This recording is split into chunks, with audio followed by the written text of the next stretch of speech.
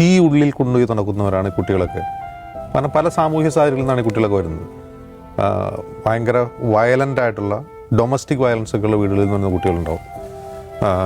പാരൻറ്റിങ്ങിൻ്റെ പ്രശ്നങ്ങളാൽ കുട്ടികൾ ശ്രദ്ധിക്കപ്പെടാതെ വളരുന്നവർ ഉണ്ടാകും. അപ്പോൾ ഇങ്ങനെ പലതരം സാഹചര്യങ്ങളിൽ നിന്ന് വരുന്ന കുട്ടികൾ പല സാമൂഹിക പശ്ചാത്തലങ്ങളിൽ നിന്ന് വരുന്നവരുണ്ടാവും. ഈ സാമൂഹിക പശ്ചാത്തലം ഇതിൽ വളരെ പ്രധാനമാണ്. എൻ്റെ കാരണം എന്ന് വെച്ചാൽ ഈ മുടി വളർത്തിയതിനൊക്കെ കുട്ടികളെ സ്കൂളിൽ നിന്ന് പുറത്തിറക്കി വിടുന്ന ഒരു സംസ്ഥാനം കൂടിയാണ് നമ്മുടേത്. മോറലി ജഡ്ജ് ചെയ്യുന്ന. അപ്പോൾ ഈ ഒരു സംഭവം, ഈ വീഡിയോ പുറത്തു വന്നപ്പോൾ തന്നെ തൊട്ടുടനെ വന്ന കമൻറ്റ് എന്താണ്, അവൻ MDMA ആയിരിക്കും എന്നാണ്. അങ്ങനെ പെരുമാറാൻ എന്തിനാണ് MDMA അടിക്കുന്നത്? എനിക്ക് മനസ്സിലാവുന്നില്ല. മയക്കുമരുന്ന് കഴിക്കുന്നത് അങ്ങനെ പെരുമാറാൻ വേണ്ടിയാണ്, അല്ലെങ്കിൽ അതിൻ്റെ ഒരു ഉപോൽപ്പന്നമാണോ ഈ വയലൻ്റായി സംസാരിക്കുക എന്നുള്ളത്?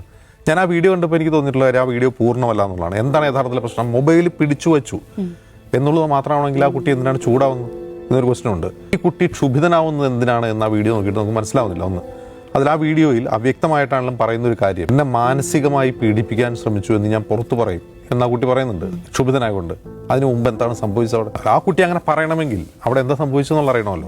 ഈ സമയത്തൊക്കെ ഒരു അധ്യാപകൻ ഇത് എന്താ ചെയ്യണം, വീഡിയോ ഷൂട്ട് ചെയ്തുകൊണ്ടിരിക്കുകയാണ്. ഏറ്റവും ആ വീഡിയോയുടെ ഒടുക്കത്തിൽ ഈ കുട്ടി ഈ അധ്യാപകൻ നേരെ പാഞ്ഞു വരികയാണ്. ആ മൊബൈൽ ഷൂട്ട് ചെയ്യുന്ന എത്രമാത്രം അവന്റെ സ്വകാര്യതയിലേക്ക് കടന്നു കയറുന്നുള്ള അവന്റെ വരവിൽ തന്നെ നമുക്ക് മനസ്സിലാവും. അപ്പോൾ ഇവിടെ ആദ്യവും അവസാനമായും തെറ്റിയത് അധ്യാപകർ തന്നെയാണ്.